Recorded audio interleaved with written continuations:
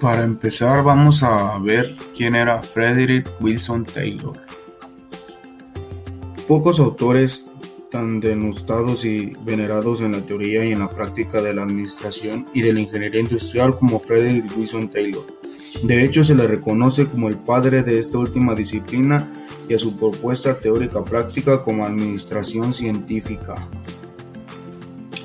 Sin embargo, por extraño que parezca, de la impresión de pocos tanto del lado de sus detectores como el de sus fieles seguidores, han comprendido cabalmente y asumido en la práctica todas las implicaciones de su propuesta.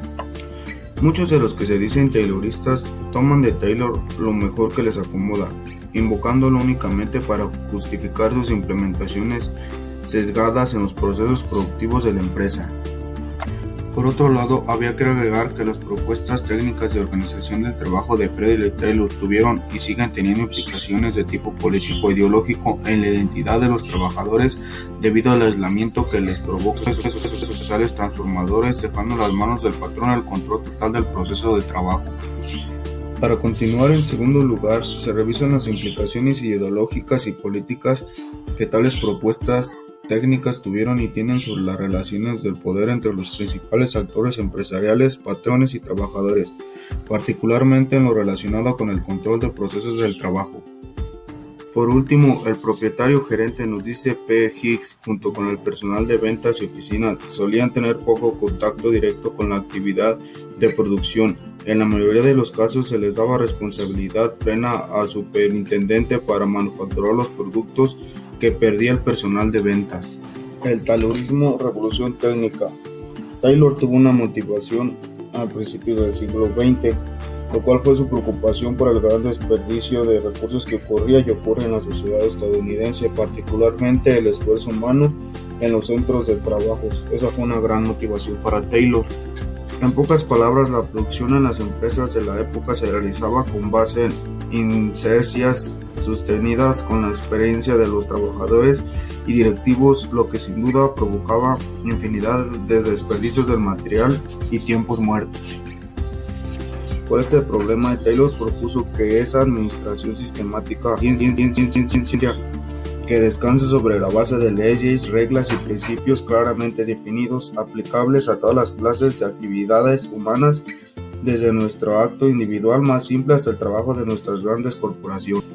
La administración científica tayloriana de trabajo consistió en ubicar las ventajas y los beneficios que conllevaban la descomposición de los procesos de trabajo. En términos técnicos organizativos de los procesos de trabajo, el taylorismo se fundamenta en 4 principios fundamentales que deberían seguir los directivos.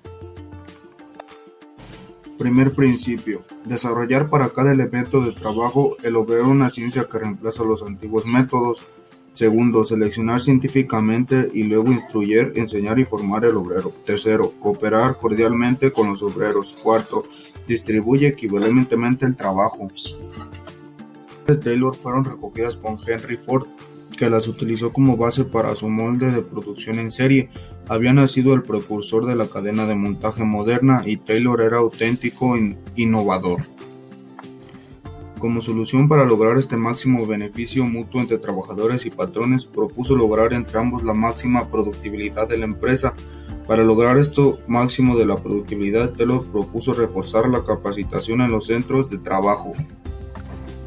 Taylor no niega que pudiera haber situaciones problemáticas aún aplicando sus métodos de trabajo, pero considera que eso ocurre debido a que siempre existirán hombres perezosos e inhábiles.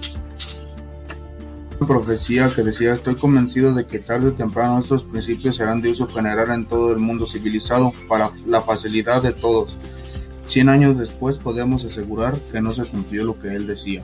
La propuesta técnica de Taylor significó una revolución en la forma de organizar los procesos de trabajo, lo que implicó incrementar la productividad similar a los que produjo la revolución industrial del siglo XVIII en Europa con la introducción de la máquina de vapor a las líneas de producción.